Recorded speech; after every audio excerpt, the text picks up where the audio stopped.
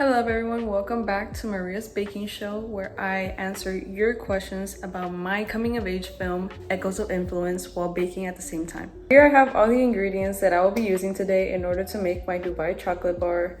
We have chocolate, pistachio, butter, phyllo dough, tahini, and regular pistachio. Let's get started with answering today's question. This question was asked by Roblox Noob 101. They said, how does your product use or challenge conventions, and how does it represent social groups or issues? Thank you for asking. So, during the research process of our media studies film, my group and I found that coming of age films are popular among teens, and we can all relate or know individuals who relate with the issues that are expressed in these films. And it motivated us when choosing the genre for our movie and made it a perfect choice, especially since we were teens. This connection made the process feel authentic, relatable, and easier when researching.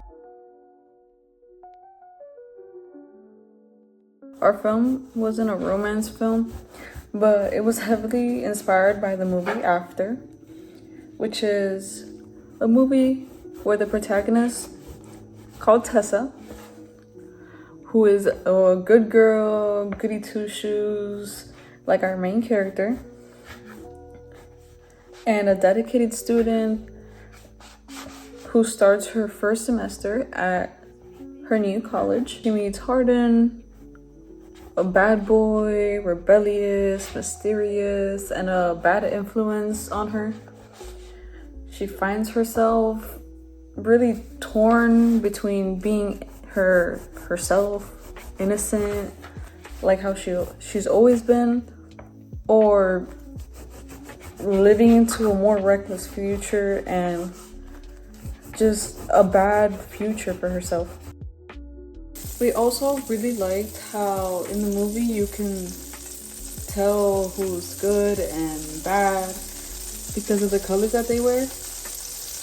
Because Tessa wears bright, colorful clothes, while Hardin wears dark, black clothes, which represent exactly what we wanted for our movie. We have our phyllo dough that's been toasted, and we're gonna be putting the paste in here and mixing it up. We used classic coming-of-age conventions like the loss of innocence for our movie. Our film's protagonist, Claire, is a fresh college freshman who is a very innocent, goody two-shoes character. Can do no wrong ever. However, as the film progresses, she's very conflicted and faces tough choices. Like, will she succumb to a destructive future and a bad path, or will she hang on to her morals that she's always known and keep living like how she always has for a better future? Molly and Josh essentially force her and try to lead her into a negative path, into rebellion. Both mysterious, they try to make her into this bad person by coercing her into these things that she's never done, which can be scary. That's why us choosing this type of film and us being teenagers made so much sense, because I know so many people who have gone through this. Not myself, but I do know people that have gone through this, and it's really devastating, but it's very personal to me, so I felt like I was very knowledgeable on this. This type of thing also lies into the convention of opposites, because Claire and Molly and Josh are polar opposites. Very, very opposites. Another classic convention for coming of age includes clothes, because as the production designer of the group, I did so much research and I watched so many movies, including After, the common clothing for these type of tropes.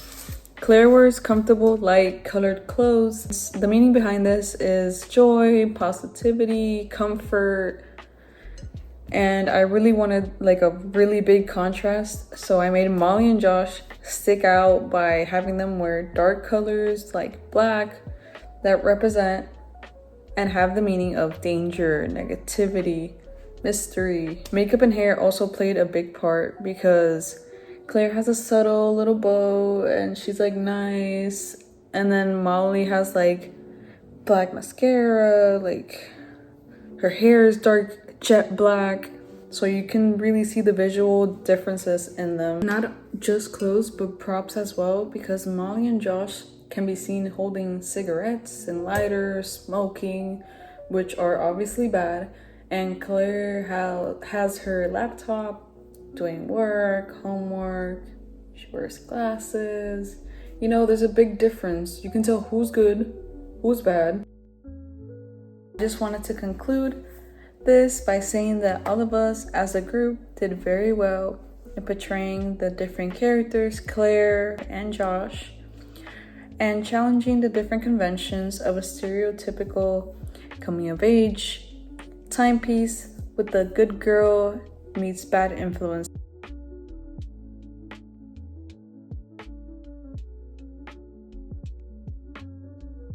And that's that. Thank you so much for tuning in to Maria's Baking Show, and I hope to see you next time. Bye.